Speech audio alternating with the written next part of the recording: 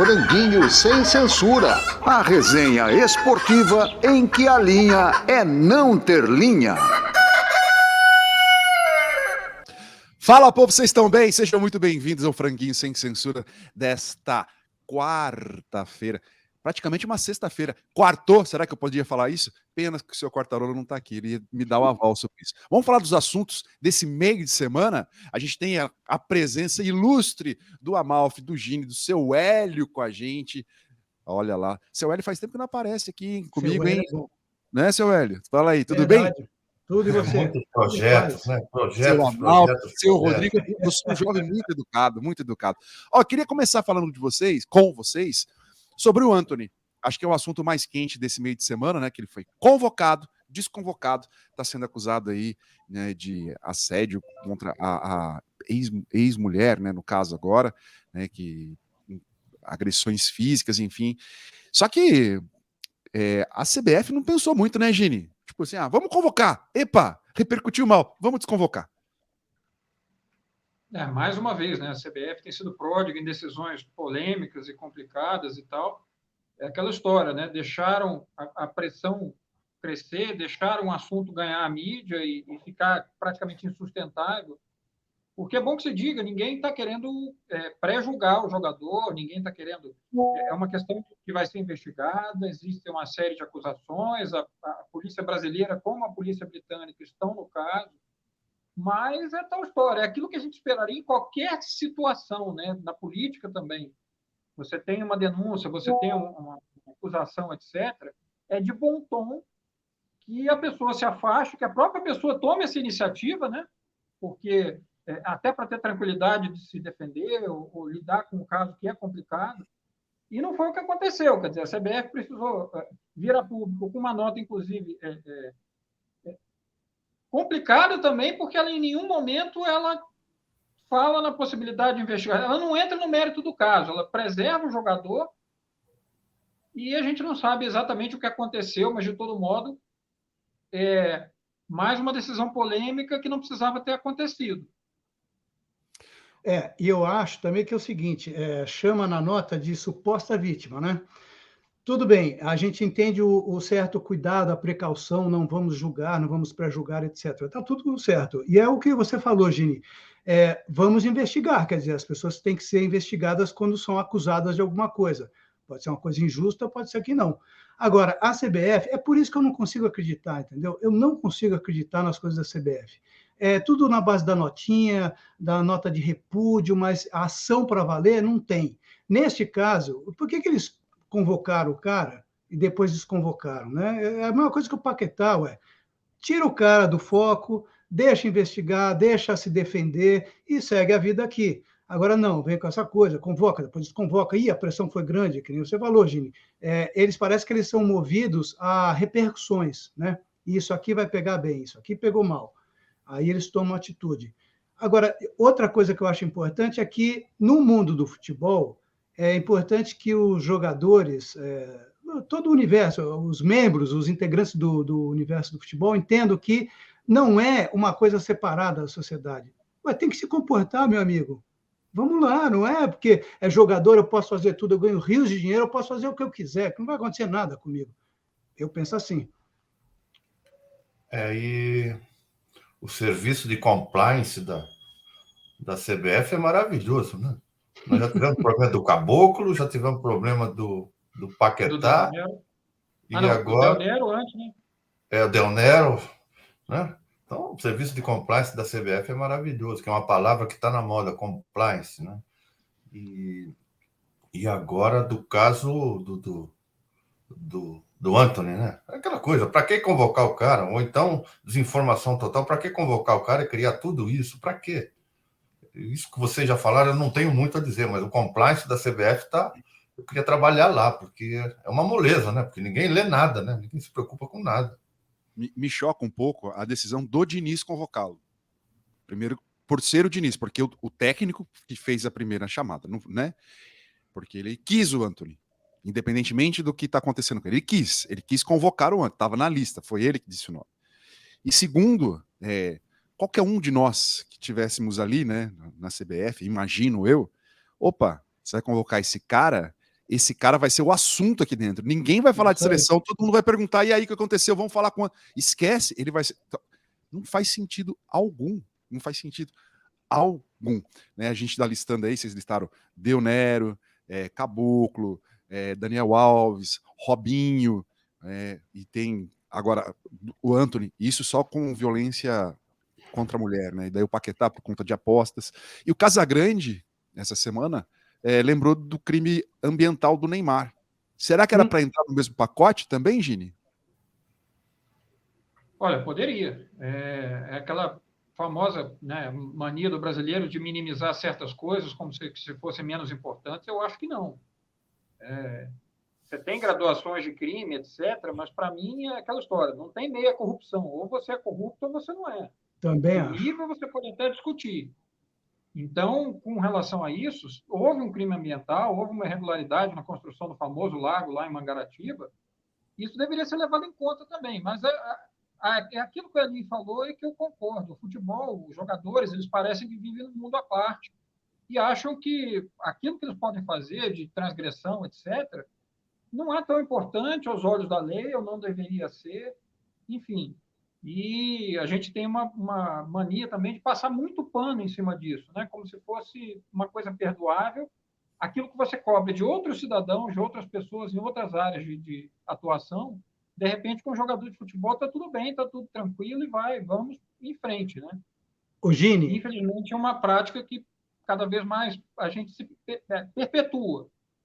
eu acho que tem uma mistura nossa, e muito por responsabilidade nossa também, de misturar com a paixão. Porque a gente desenvolve ao longo da nossa vida uma paixão. Bom, a gente já é apaixonado pelo futebol. E aí, ao longo da vida, a gente começa a construir uma coisa das relações afetivas com os jogadores, com os times, com os escudos.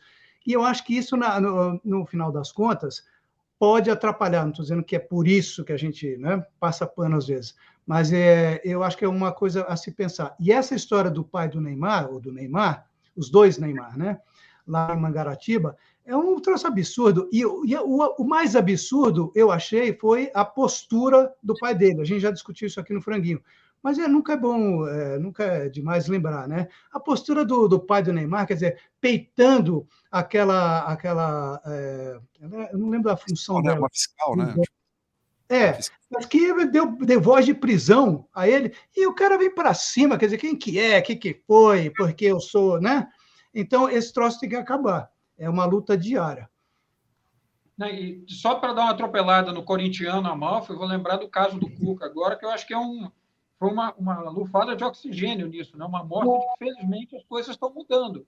Porque nós vimos um movimento partido da própria torcida corintiana que levou em conta uma questão que está mal resolvida, que é antiga, tudo bem, é coisa de 3 décadas atrás, mas que ainda, né, tem um efeito muito grande, via e mexe está voltando ao noticiário. Então, que bom, assim como temos o caso do Daniel Alves e também a condenação do Robinho, que mostram que esses jogadores e esses profissionais do futebol não são diferentes de ninguém e estão, felizmente, submetidos à mesma justiça que rege a vida de qualquer cidadão. E sem esquecer que foi o Cuca que avalizou a contratação do Robinho quando ele estava no Santos, né? Foi o Cuca que chancelou, não pode trazer o cara, né? Quando já tinha essa suspeita toda de estupro lá em Milão. E que absurdo, só para botar um ponto final, né? Você contrataria alguém para trabalhar dentro da sua casa que estivesse sendo investigado por esse momento? Exatamente, Ale. Vamos esperar, né? Qualquer que seja a profissão. Você não contrataria. A gente fala que o futebol é reflexo da sociedade. Ou vice-versa, né? O futebol acaba sendo para a sociedade um reflexo, né? A sociedade sendo um reflexo da sociedade e você permitindo que coisas aconteçam dentro do futebol. Devia ser o contrário. Lá devia ser uma punição muito maior, mais dura, em todos os sentidos, para poder refletir na sociedade algo, poxa, está acontecendo lá, eu não posso fazer. Isso tem que... É um super espelho, né, Ale? É um super espelho. Exatamente. Super espelho, né? Super espelho. Uma lupa gigante tem que ser colocada. Vou aproveitar que a gente está falando, né, de seleção brasileira. A seleção joga nessa semana, começam as eliminatórias para a Copa do Mundo. Que ano que vai ser? 2026, né? sempre com a Olimpíada, que vai ser o ano que vem, em 2024, em Paris. A Copa do Mundo vai ser Estados Unidos, Canadá e México. Joga contra a Bolívia. Quer fazer uma aposta aí? Conta a odd, como é que tá aí em Belo Horizonte, Gini?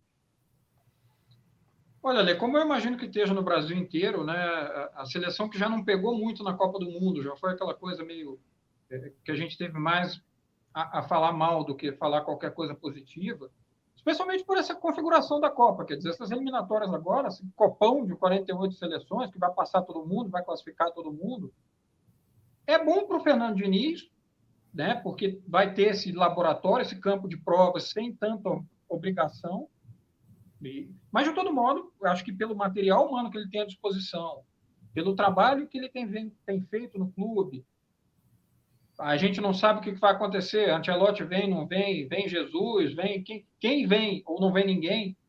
Então, é uma perspectiva interessante. Eu acho que ele tem tudo para fazer um bom trabalho e, claro, que vai classificar. Isso aí não tem dúvida nenhuma, né? A questão é quando e como, mas vai classificar para a Copa do Mundo, começa jogando em casa contra um time que aqui embaixo nunca deu problema. A gente lembra que foi a seleção que tirou a invencibilidade brasileira em Copas do Mundo, etc. Foi a primeira a vencer, né, o Brasil jogando lá na altitude, mas em Belém eu acho que é muito tranquilo, um bom começo para o Brasil nas eliminatórias. Eu acho que o Diniz vai ter um pouco de trabalho, porque trabalhar em clube é uma coisa, né? Trabalhar com esses caras, seleção, a maioria joga fora, é mais complicado, porque ele não tem o dia a dia, ele não tem a coisa do treinamento. O estilo de jogo do Diniz requer muito treinamento, assim como todos, mas eu acho que no caso dele requer ainda mais e, sei lá, eu tenho um pouco de desconfiança dessas cobras criadas aí que estão na seleção. E acho que o ambiente da seleção está contaminado depois da Copa do Mundo. Para você ter uma ideia, é a minha opinião, lógico, o líder desse grupo é o Neymar. Então, que eu acho que é uma coisa nociva, acho mesmo. Ele está jogando bola, ele joga bola, ele é um craque, só que não acho que o Neymar joga mais do que jogava. Então, começo a achar que ele não... Ainda é imprescindível? Talvez, mas daqui a pouco eu não sei não. E a outra coisa, eu pergunto, por que o Bruno Henrique está fora da seleção? Por que o Bruno Henrique, que voltou e voltou jogando bem, não está na seleção brasileira? Não entendo. Eu queria perguntar para vocês, né, já falando o que eu acho da seleção, sem sendo saudosista, já sendo quando um técnico vai colocar um ponta esquerda na ponta esquerda e um ponta direita na ponta direita. O que se faz hoje é o contrário. Todo time faz isso. Voltando ao Antony, o Antony seria um ponta esquerda que vai jogar na direita. E o Martinelli é um ponta esquerda que vai jogar É o efeito Robin, né? Porque todo mundo joga igual, todas as jogadas são iguais. Você vai... Bruno Henrique acho que teria que estar lá, mas é um ponta direita jogando na ponta esquerda.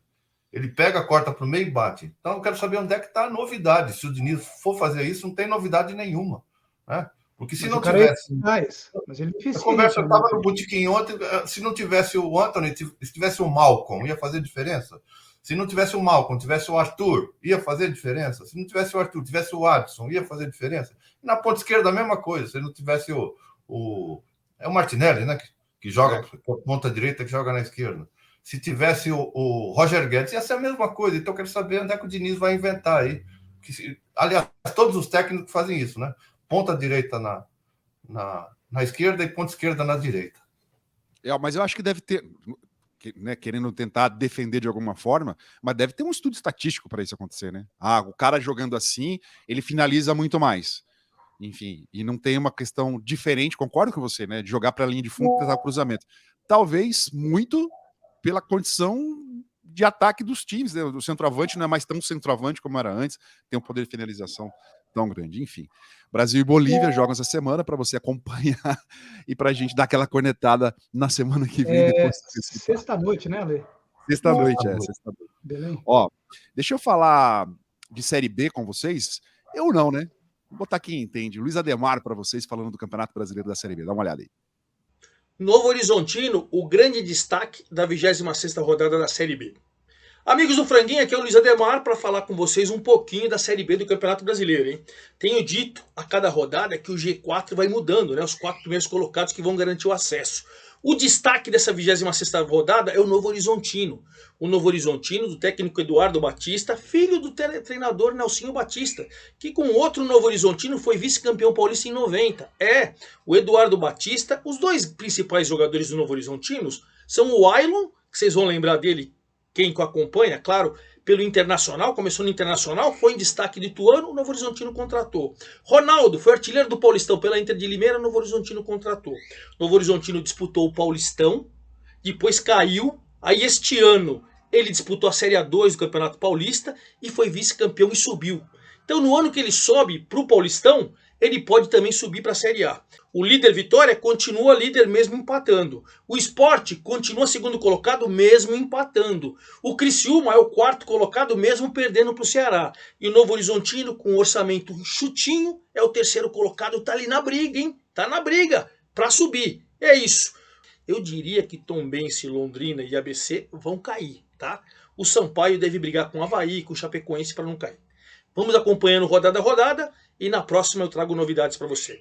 Um abraço, até lá! Valeu, Luiz Ademar. Ele sabe muito de Série B, sabe muito de muita coisa também. Além de jogar muito bem bola. Ô! Olha lá, viu? Tava esperando. Eu fiquei esperando só uma Não, o Ademar sabe jogar assim, mas só que, Ademar, se quiser, pode entrar ao vivo aqui. Só que, às vezes, ele acha que joga mais do que joga. Então, é aquele personagem. O Ademar é craque. É uma questão de autoestima. Pode elogiar, não pode ficar elogiando.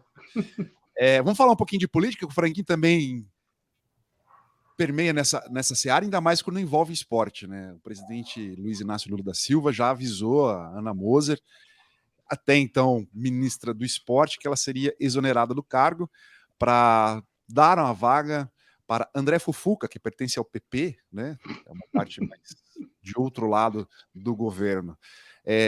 Muda muito, Gini, trocar Ana Moser pelo Fufuca, além da história esportiva? Nossa Senhora, vai do vinho para a água, infelizmente, né? Um reflexo de uma situação política que é condenável e da qual, infelizmente, o executivo brasileiro ainda é refém. Porque, em nome de votos no Congresso, em nome de governabilidade, você abre mão de uma pessoa incrível, que tem uma história dentro e fora da quadra, né? Inquestionável, entende tudo do riscado, tem todo um trabalho de disseminação do esporte de base, né, para colocar alguém que provavelmente nunca chutou uma bola na vida e que está preocupado, ele como partido, etc., estão preocupados com o fundo das apostas esportivas, com possibilidade de liberação dos cassinos e as verbas que podem advir daí. Pobre política brasileira que ainda é refém desse tipo de situação, né? Claro que a gente condena, é muito triste, não é a primeira vez que está acontecendo e, infelizmente, não vai ser a última. Mas era uma chance que a gente tinha, né, nesse momento, com esse governo que voltou.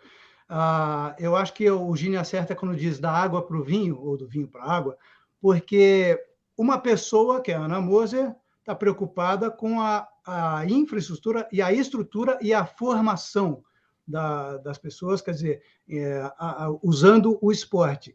E é sempre bom lembrar que aquele estudo antigo, já feito em algum país desenvolvido do planeta, que diz que a cada dólar investido no esporte, você economiza 3 na saúde. Quer dizer, você acaba tornando o povo do seu país um povo saudável. Isso aí a gente não devia esquecer nunca. A outra coisa é que sai a Ana Moser, que é preocupada com tudo isso, né? E entra um camarada que é afiliado do Arthur Lira, tá certo? Que não vou falar nada, mas não dá, né? Não dá.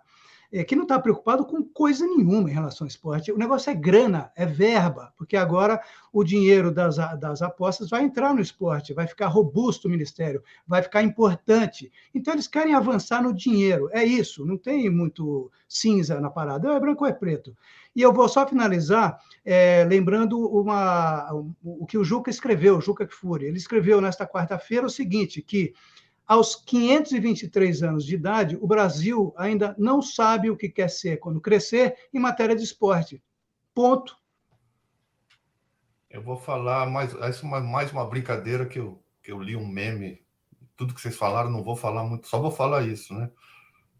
Que um meme muito engraçado. O Centrão ganha mais uma e já ameaça o Botafogo. Centrão ganhou mais uma. É a segunda mulher, né, do Ministério do Lula que é retirada do cargo, né? Daniela Carneiro era do ministro do Turismo, né? Turismo, né? Isso. Turismo, e também saiu. O que se prega nem sempre é o que se faz, né? Exato. Continuamos vivendo momentos de promessas de candidatura, de eleição, e nada sendo feito durante o cargo. Ô, Ale, e só uma coisinha para não deixar passar, porque a Marcinha colocou isso para a gente também, né, no nosso grupo do Franguinho. Pela primeira vez, uma mulher vai dirigir a seleção espanhola de futebol, né, no lugar do... Como é que é o nome dele? É Jorge Vilda, é isso? Vildo, é. O cara lá que foi colocado pelo presidente da Federação Espanhola. Rubiales. Isso, Rubiales. Então, é a primeira mulher que vai dirigir a seleção espanhola. Tomara que dê certo. Ela deve ter quilate técnico, tá certo? Exatamente. Boa sorte para ela, né? Boa sorte para ela. Amigos, chegamos ao final desse franguinho de meio de semana. Queria agradecer muito a presença do belo Gini, do ótimo Hélio Alcântara e do simpático Ailton Amalfi, nosso compositor, nosso diretor musical do franguinho. Olha isso. Isso. E olha só. E o Ademar também, né? Nosso querido o Ademarzinho, que é o craque do Tucuruvi. Então tá certo. Um beijo pra vocês, tá? A gente se vê ainda. Valeu. Tchau. Se inscreve no canal, curte esse vídeo, comenta, compartilha, aciona o sininho para receber novos vídeos, notificação de novos vídeos, para você não perder nenhum franguinho, né? Eu sempre falo isso, assim, o franguinho é tão gostoso, mas é tão bom que a gente quer compartilhar com mais gente. Então, a gente depende de você para avisar que o franguinho tá na mesa. Abraço, tchau. Abração, tchau. Abraço. Franguinho sem censura. A resenha esportiva em que a linha é não ter linha.